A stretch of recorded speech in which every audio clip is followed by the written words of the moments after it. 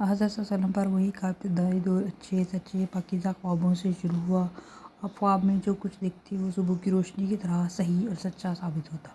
پھر بنجانب قدرت آپ تنہائی پسند ہو گئے اور آپ نے غار حرا میں خلوت نشینی اختیار فرمائی اور کئی دن رات وہاں مسلسل عبادت اور یاد الہی اور ذکر و فکر میں مشغول رہتے۔ جب تک گھر آنے کو دل نہ چاہتا تو چلیے وہاں رہتے، تو عشاء ختم ہونے پر ہی اہلیہ حضرت خدیجہ رضی اللہ عنہا کے پاس تشریف لاتے اور لے کر پھر جا کر خلوت گزین ہو جاتے۔ یہی طریقہ جاری رہا یہاں تک کہ آپ پر حق منکشف ہو گئے اور اچانک حضرت جبرائیل علیہ السلام آپ کے پاس حاضر ہوئے اور کہنے لگے، اے محمد پڑھو۔ آپ فرماتے ہیں کہ میں نے کہا میں پڑھنا نہیں چاہتا۔ آپ نے فرماتے ہیں کہ فرشتے نے مجھے پکڑ کر اتنے زور سے کھینچا کہ میری طاقت جواب دے گی اور پھر مجھے چھوڑ کر کہا کہ پڑھو۔ میں نے پھر وہی جواب دیا کہ میں پڑھا ہوا نہیں ہوں۔ فرشتے نے مجھ کو نہایت ہی زور سے کھینچا کہ مجھے سخت تکلیف محسوس ہوئی۔ پھر اس نے کہا کہ پڑھ۔ میں نے کہا میں پڑھا ہوا نہیں ہوں۔ فرشتے نے تیسری بار مجھ کو پکڑا اور تیسری مرتبہ پھر مجھ کو کھینچا، پھر مجھے چھوڑ دیا، کہنے لگا پڑھو رب کے نام کی مدد سے جس نے پیدا کیا اور انسان کو خون کی پھٹکی سے بنایا، پڑھو اور آپ کا رب بہت ہی مہربانیاں کرنے والا ہے۔ بس یہی آیتیں آپ صلی اللہ علیہ وسلم جبرائیل علیہ السلام سے سن کر اس حال میں غار حرا سے واپس ہوئے کہ آپ کا دل اس انوکھے واقعے سے کانپ رہا تھا۔ آپ حضرت خدیجہ کے یہاں تشریف لائے اور فرمایا کہ مجھے کمبل اڑا دو، مجھے کمبل اڑا دو۔ لوگوں نے آپ کو کمبل اڑا دیا۔ جب آپ کا ڈر جاتا رہا تو آپ اپنی زوجہ حضرت خدیجہ رضی اللہ عنہا کو تفصیل کے ساتھ یہ واقعہ سنایا اور فرمانے لگے کہ مجھ کو اب اپنی جان کا خوف ہو گیا ہے۔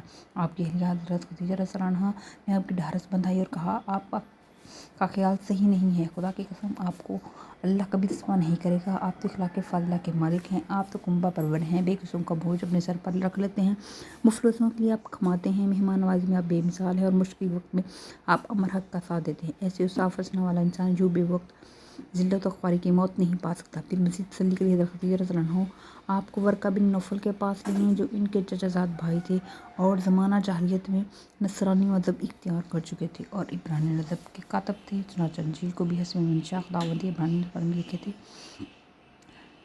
بہت بوڑھے ہو گئے تھے، یہاں تک کہ ان کی بینائی بھی رخصت ہو چکی تھی۔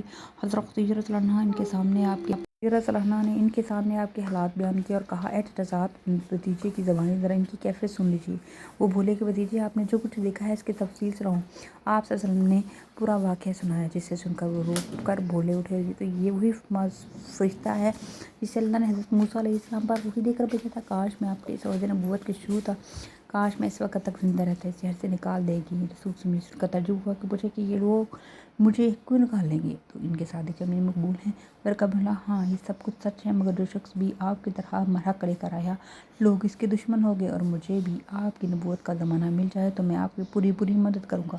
مگر ورقہ کچھ دنوں کے بعد انتقال کر گئے، پھر کچھ عرصہ تک وحی کی آمد موقوف رہی۔